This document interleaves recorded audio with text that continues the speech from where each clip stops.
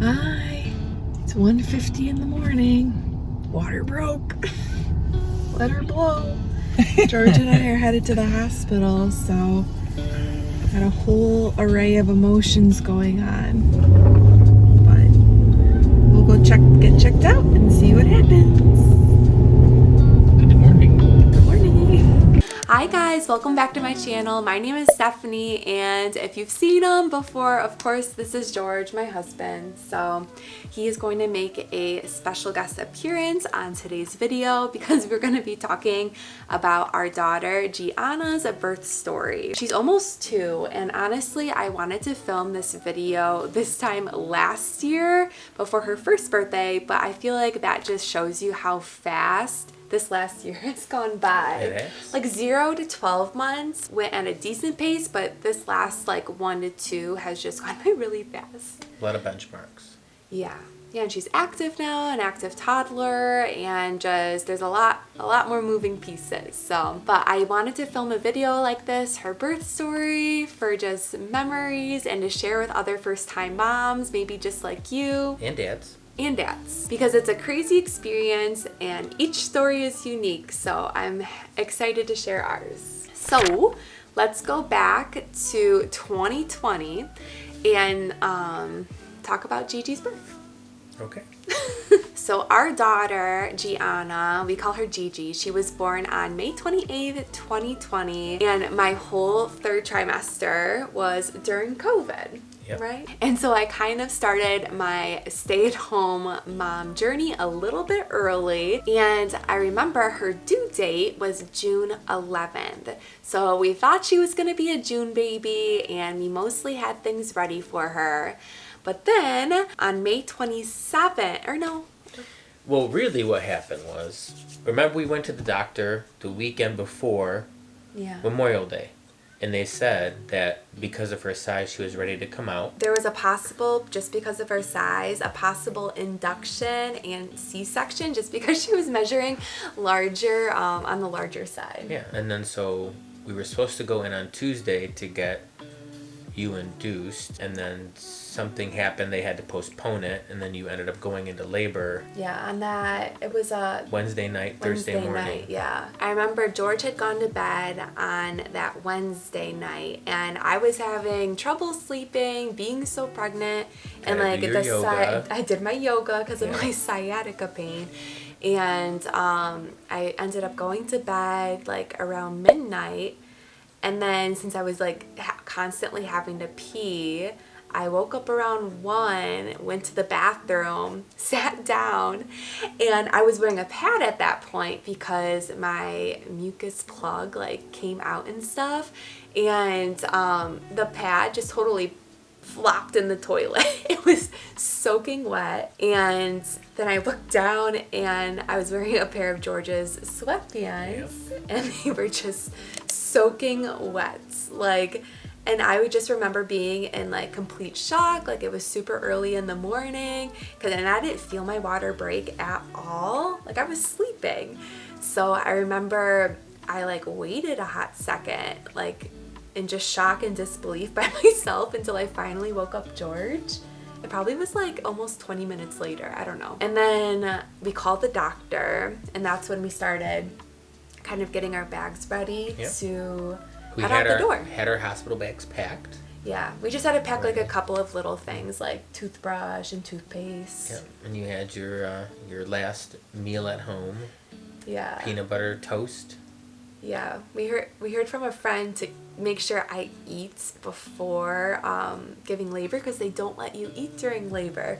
So that was my last supper was the peanut butter toast with a banana. So, and then we drove to the hospital, and I still wasn't feeling anything at that point. Like I felt very normal, but like no contractions or anything. So it's just weird having my water break. I didn't even feel that, and then I wasn't even like feeling any contractions. And then we got to the hospital, and it was around probably 1 in the morning, I think. I feel like 1. And then by the time I got in the wheelchair and got all checked in, we had to be in a separate room first because they were like testing. We're starting to test for COVID at that point. The high time of COVID. Yeah. Well, during... That was like the beginning of COVID. So that's like, just became a whole thing in itself. Well, remember, like, at that point, you could only have one guest. And even some states, like, wouldn't even allow a guest. It was literally just the mom. So luckily, I was able to have George with me. But we got admitted to this, like, separate room first to make sure I was negative. And that was when they like first came out with the PCR, like the really long one. And the nurse was like, I'm really sorry, honey. I'm just going to apologize in advance or whatever. And in my head, I'm thinking like, I'm about to give birth. Like, how bad can this be? I think you swore more during the COVID test than you did in labor. Oh my God, it was so bad. It hurt. And it was that weird tickle thingy up in your brain. And I just was like, stop, I'm gonna die or something like that. And that was very uncomfortable. But I ended up being negative. But while we were waiting for the test, I remember they got me like that big yoga ball. Oh yeah. To start like kind of just rocking on and stuff. And then when I really started to feel my contractions, that was closer to like 2:33 in the morning, right? And so I remember when we were getting admitted into like our actual labor room or delivery room, I guess, like they were really starting to pick up. And then like once we got moved into our delivery room, that's like when I couldn't take it anymore. I was just like hunching over the bed because they hurt so much. And these were just like the super intense contractions you hear about for labor. So I did opt for an epidural. I knew I was gonna get one. Like that was my plan and everything.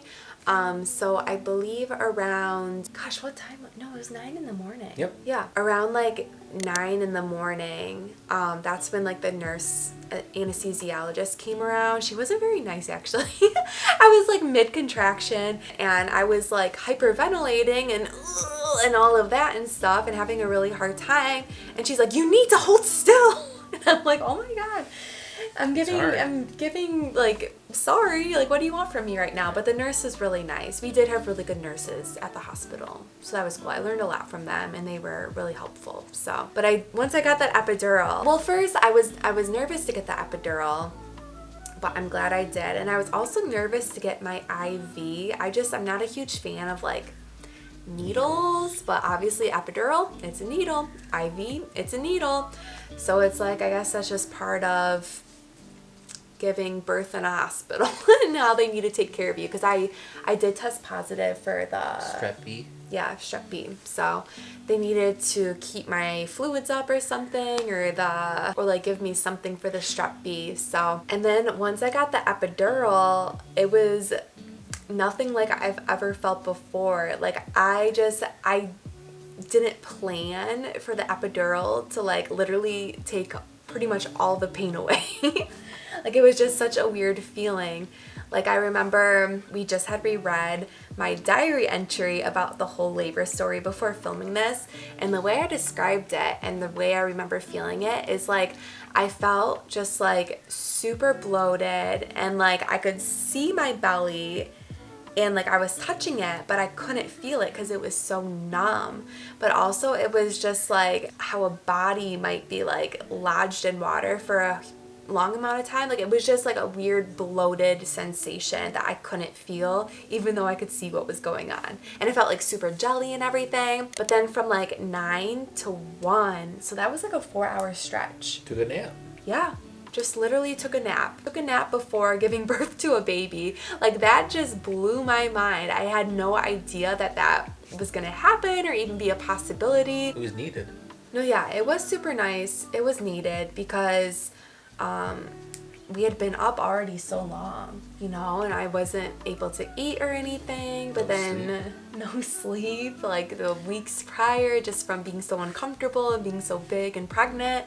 So it was like one of the best naps I've ever taken in my life, I swear. And I know George and we just had like random TV shows on. Oh, we watched like couponing. Yeah, extreme couponing, and I feel like there was another one. Hoarders or something, right? Just anything on like HGTV. What are the two guys that we like watching? The home no.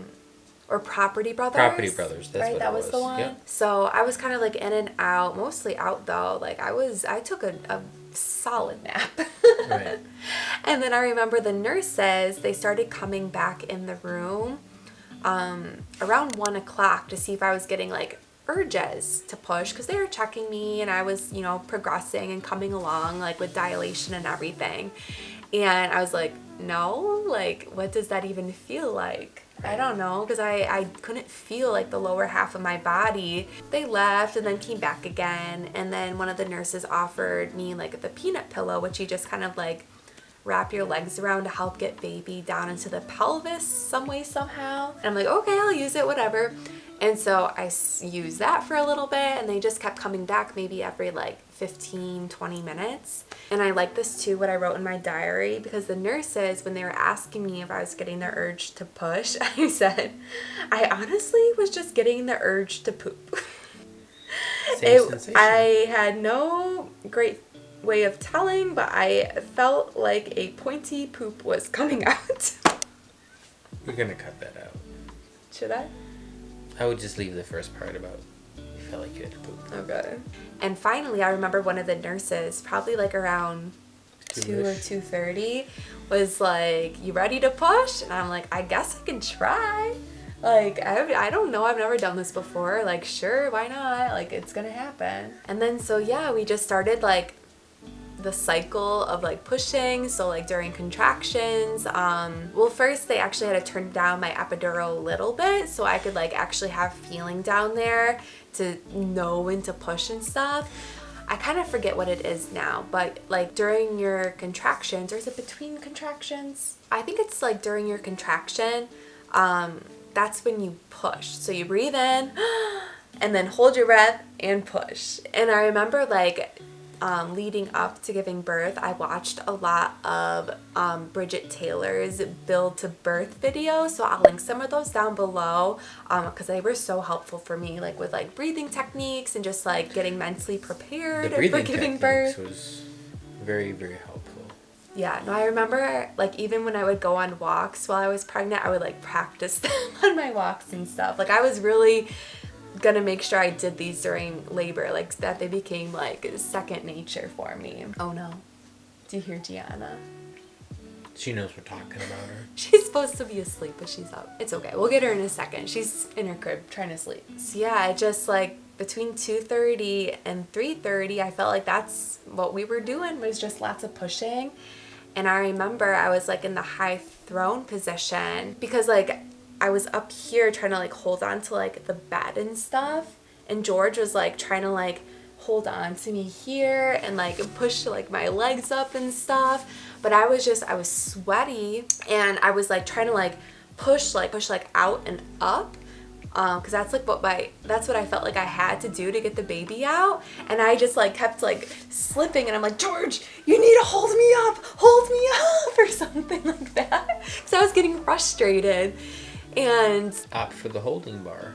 Yeah, and next time I know for sure they offer like a bar that you could hold on to, and I think that would be more helpful and like cause like less like sliding, because like being able to like hold myself up I think would have been more helpful. Be easier. And everything. Yeah. So, but George over here was a great coach. He does have a background in coaching a wrestling team and stuff. So he, even like when the nurses would tell me to push like 3 times per contraction, George was like, one more push, more, you got it in you. And I thought that was funny. Like I really didn't think I could push another time, but he really hyped me up to do it. So that probably helped get Gigi out. That's for some reason. And you know what really surprised me too was, it really surprised me how the nurses, like they did like 80% of the work.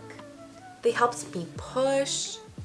Time out your contractions. Yeah, they timed out the contractions. Obviously they were checking on me too.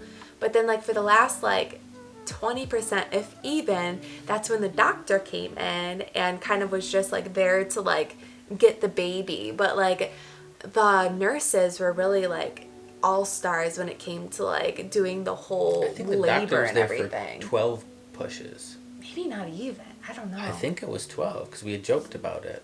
Yeah.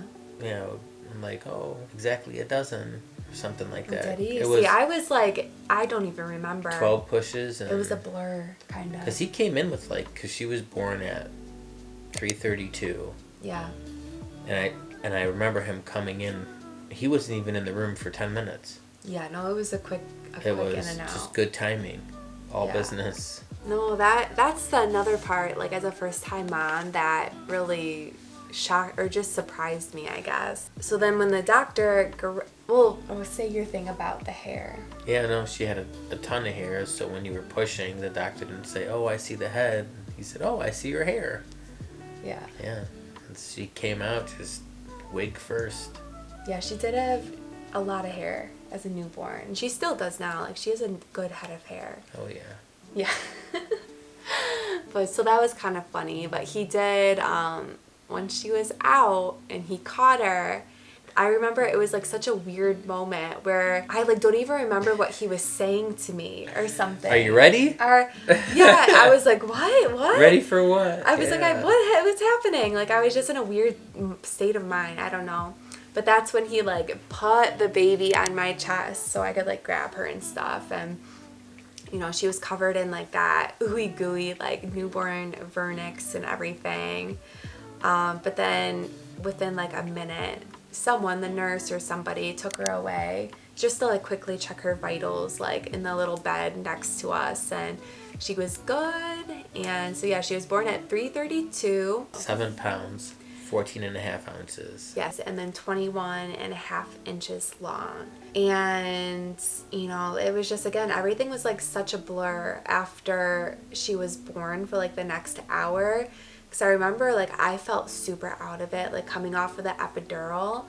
And then, I don't know how much later, maybe 20 minutes, not even.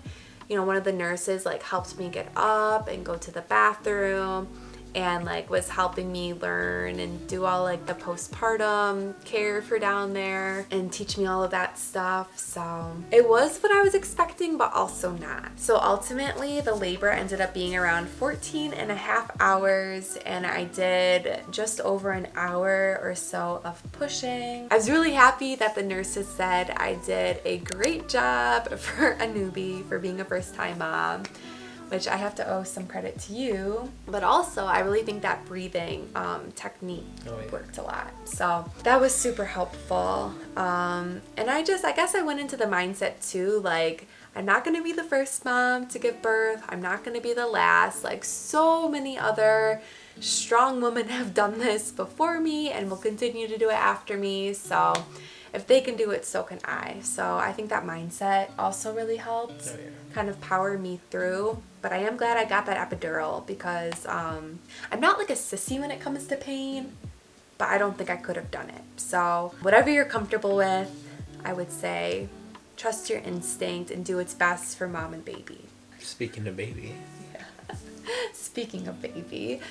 Yes, no, Gianna is still up, so. But I'm glad. I've been wanting to film this, like I said, for so long, so. You've been busy. Definitely been busy. It's been busy time, and she's 2. She's turning 2 this weekend, and we're very blessed, so, to have our baby girl. Just to close out, I wanted to read my diary entry, the last little part here, talking about Gianna. So I said, this entry took me a few days to write, but I've been trying to be present and enjoy every moment. We love everything about her eyes, her nose, her fingers, her toes, her sounds, and all her ways. She'll keep one eye open and the other eye closed like a little pirate princess. Her little lips too, her cute hair, everything. We are beyond grateful and feel so blessed to call her ours. I look forward to being by her side and taking care of her every day. I'm a mom, and George is already the most amazing dad. I can't believe we get to keep her forever and ever. We love you, sweet girl. You make mama's heart melt. My husband and I are gonna go make another one. So thank you guys so much for listening. I hope you enjoyed, and if you are also expecting, it can give you some encouragement. You got this. You are very strong, and make sure you check out my channel for more motherhood content, and we'll see you in the next one. Bye. Love you. But I thought our You got into the Anchorman one. How now, brown cow? Say it. But I thought. No. How say now, brown cow? How now, brown the cow? The arsonist has oddly shaped feet. The arsonist has oddly shaped feet. The Human Torch was denied a bank loan. No, that's the last one. The Human Torch was denied a bank loan. Okay, now you're good to go.